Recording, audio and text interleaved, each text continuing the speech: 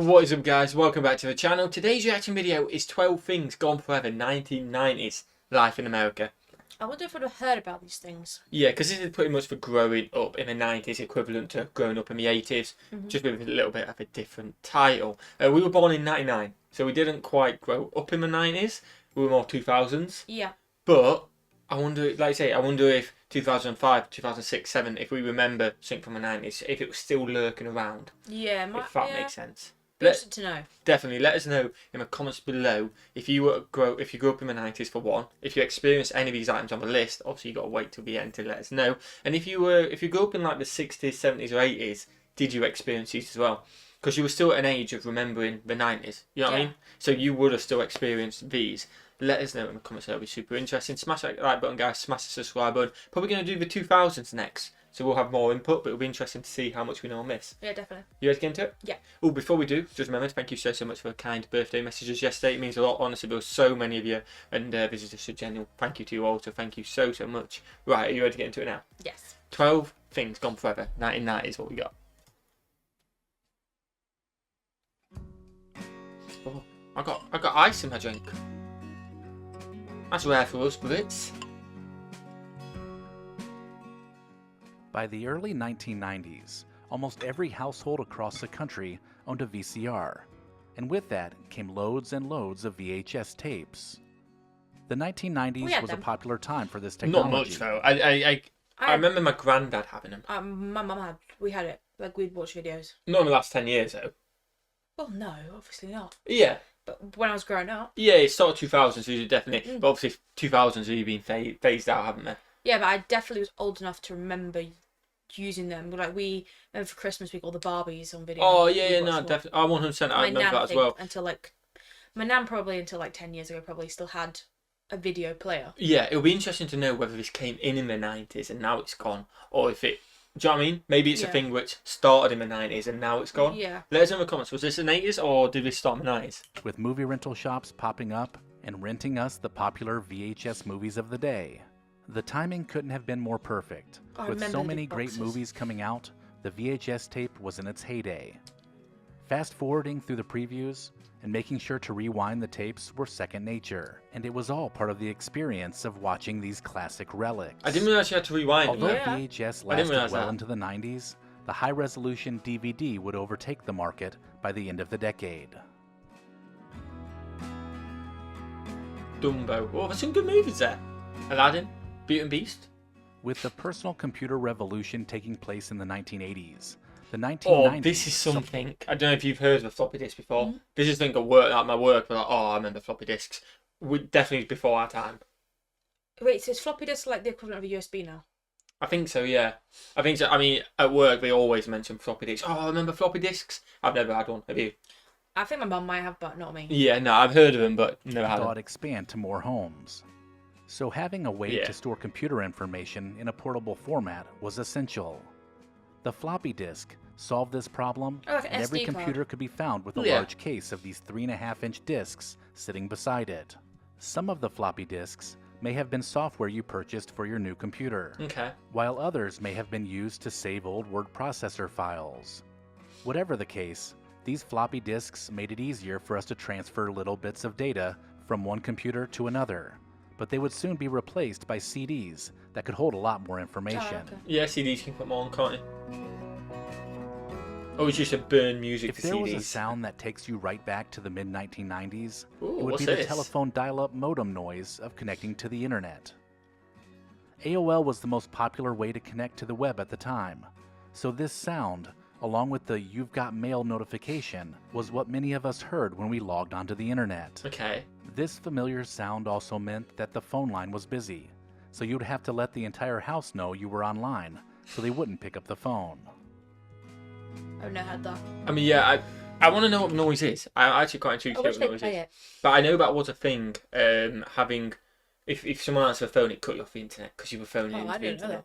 I always remember my dad's as well. The way this were past the dial-up thing, but the way it was set up for a telephone wire, upstairs, my Xbox wired internet, if someone answered the phone, it'd cut it off. Oh, I'd be fuming. I'd be in a game of FIFA, cut off, run downstairs, my dad just on the house phone. Oh, seriously? That doesn't seem that good. But that used to be everywhere, this one. This, like, to connect to the internet, someone answered the phone, cut you off. Oh.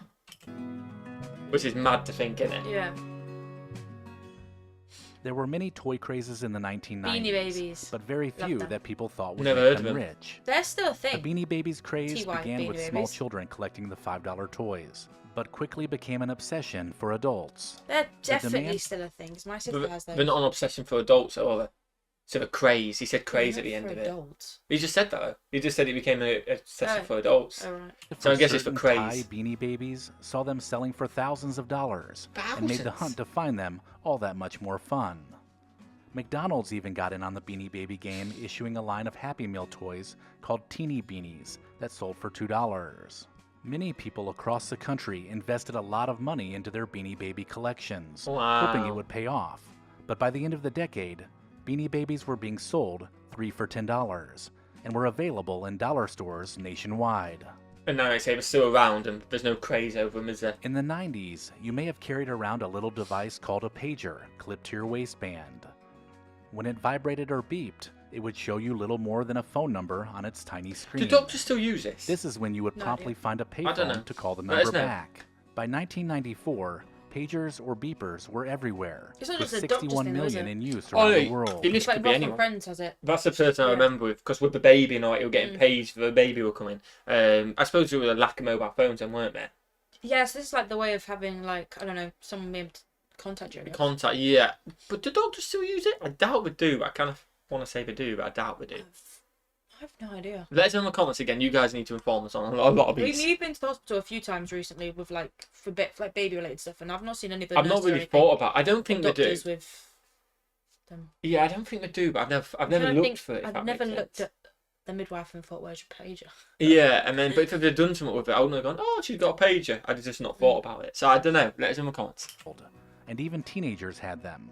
So Ah. schools felt the need to ban them because they had a reputation for making you look like a drug dealer. As Oh, Nokia wow. and Motorola cell phones became the preferred way to communicate in the late part of the decade, pagers pretty much became obsolete. Okay, that makes sense.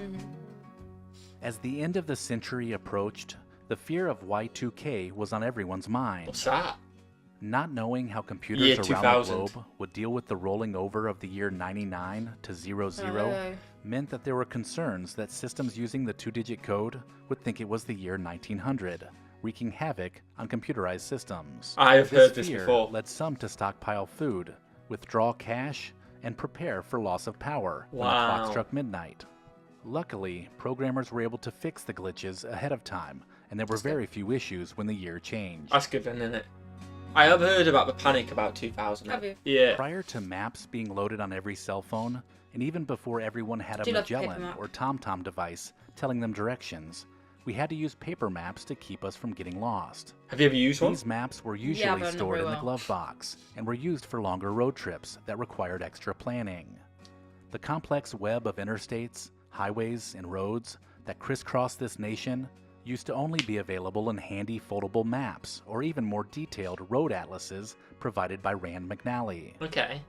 Although paper maps still exist, most no longer use them to get from point A to point B, So relying solely on I feel like this might be different because Jersey is smaller, so I've noticed it more. Yeah. But especially in the summer when like we have a lot of French tourists come over. Yeah. I see them all around town with their little paper Jersey maps. You reckon? But then I think that is because they're not driving; they're walking. The walking somewhere, but still, And like, I see like honestly loads of them. really, that's I mad, think isn't them- it? But then like as well, That's the when if they don't have harbour data. and the airport have them in a big cabinet, don't they? The Jersey map. They do have them, and I guess if a French come over here, it probably costs them to use their phone, Yeah, I just have noticed it a lot. and it is more of the older French ones who come over to Definitely, Jersey. there was like a few of the they come over in the schools, but that might be part of the.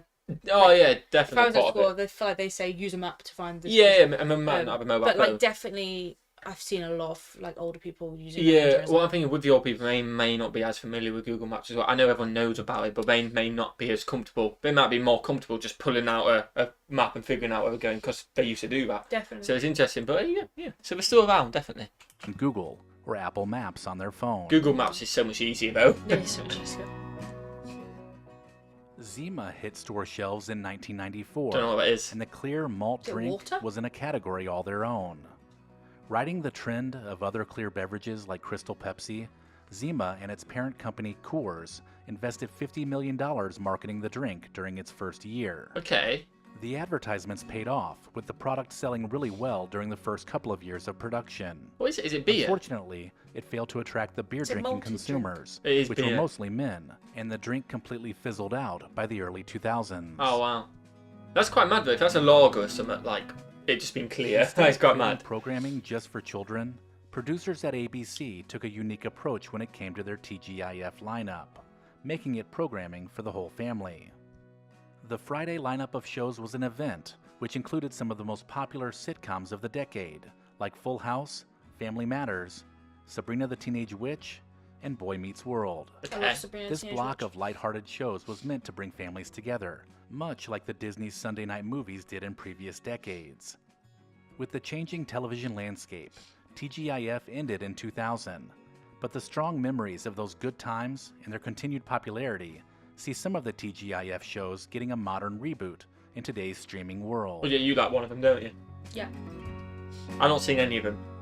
I'm sure they're great. If you were to think of one trial that captivated the country in the 1990s, there is no doubt the O.J. Simpson trial would be at the top of the list. I can imagine. This made-for-television type crime and eventual trial was covered for nearly 2 years, from the moment Nicole Brown Simpson and Ronald Goldman were discovered dead on the front steps of her condo. 2 years?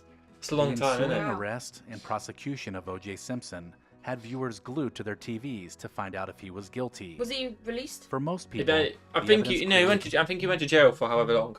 Oh. The only reason I don't really know much about O.J. Simpson. Was he found guilty or not? Yeah, I think he was found guilty. I think so. Or maybe he was. I can't remember. I think he wasn't. Oh, he wasn't. We did, literally the other day, about a week ago, we did a Dave Chappelle, O.J. Simpson skit thing, didn't we? I don't think he was, actually, but I think it was like the aura on the Dave Chappelle thing that he definitely did do it, but he got away with it. Yeah. I can't remember. I honestly can't remember. Wait, so they are assuming that he killed them?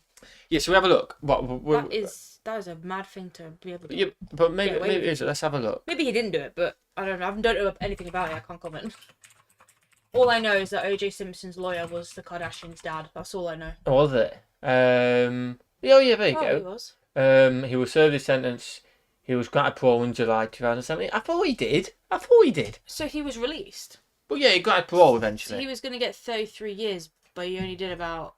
sentenced to 33 years with a minimum of 9 years of parole. Oh, okay. So you get in the minimum 9, and then if you get parole, and he obviously got parole, released in October. I was going to say, yeah, I thought he did, but then you kind of convinced me he didn't. And then with the Dave Chappelle thing, I kind of thought, but he definitely did. And yeah, 2 years it came to take. It's mad, isn't it? By the way, sorry for our ignorance. We're not very good on this kind of stuff, are we? That's why we're learning. To O.J. as the killer, but on October 3rd, 1995, he was acquitted of the crime and walked free. Oh, wow. So it was a different one he went in jail for? Maybe. It must be a different one. What? I was thinking the Kardashians dad died before 1996, 2008. I'm so version confused. Of the song Macarena, which incorporated English lyrics, was remixed by a duo named the Bayside Boys. Learning the Macarena. The song, we know it. Which took hold in the clubs of Miami, spread across the country, Kids nowadays becoming the Everyone #1 knows song it. in America. And once the dance moves were featured in the music video on MTV, it really caught fire. The easy-to-do dance had everyone from kids, politicians, and nursing home residents performing the moves. Considered the greatest one-hit wonder song ever by VH1, the Macarena and its dance is now relegated to wedding receptions and middle school dances. I feel like New Year's Eve parties have come out. If it's played in the club, anything. I don't know, but it's definitely It not. depends on the club, I think. Chambers would play it. Chambers have played it. Nah, but I don't think club. No, Chambers have played it. I'm not doubting it did, but I don't think everyone. No, but nobody walks out for Macarena. Oh, yeah, everyone no, does. But and I think they kind of do Discos, kids discos. Yeah, kids discos, New Year's Eve parties like family ones. Yeah, but that's only your family one. You can't count for every. I'm just saying my experience. You can't count for every club if it's happened in one club. Yeah, but It's the same thing. Kids discos, probably potentially family parties, weddings make sense. But other than that, yeah, I can't imagine being in a club and whacking out the Macarena. And depends what club you're in. Very true, very true. During the 1990s, heading to the airport and jumping on a plane was not the same experience it is today. Security allowed loved ones to walk you right to the gate, and they would be waiting for you right there when you returned home. That's mad, isn't it? You could bring your own food and drinks onto the plane with you. And you certainly didn't have to remove your shoes to get through the security checkpoint. This was the last decade before air travel changed forever in 2001. Yeah, following the terrorist attacks on 9/11, flying the friendly skies became cumbersome, with long lines and charges for safety though. But checked bags. I'm never like. Sometimes I'm a bit like, oh, of course, hit the long queues. It is for safety. But they do it for a reason, and I feel a lot safer going on the plane knowing they've done all that. Oh, definitely. I don't really think about it, but it's it's mad before when you think you used to just walk on the plane with anything. No, like, someone take you to the gate and then walk on. Yeah, it's mad. That is mad. It's changed for safety. That's a good thing. Yeah. The in-flight snack. You can still take your own food. That was it. That was good. This video. Enjoy that? Yes. A few things which are definitely still around. Maybe not used as much, but we definitely know about them. And then other than that, let us know about Macarena and let us know about O.J. Simpson. Give us a full backstory, because obviously we know the name. I had a feeling he had gone to jail. You didn't think he did. You didn't think he had. I didn't think he went to jail for that crime. Which I don't think he has. Now we've figured out. So I don't think he went. I'm not actually sure. All I know is, like I said, his lawyer was the Kardashians' dad. Yeah, all we know is he was accused of that. He seemed to not go to jail for that, but then in 2008 he went to jail. That's all we know. So let us know the full story in the comments below. Smash that like button, guys. Smash that subscribe button. And watch the video. Have a fantastic day. And we'll see you, legends, in the next one. Peace.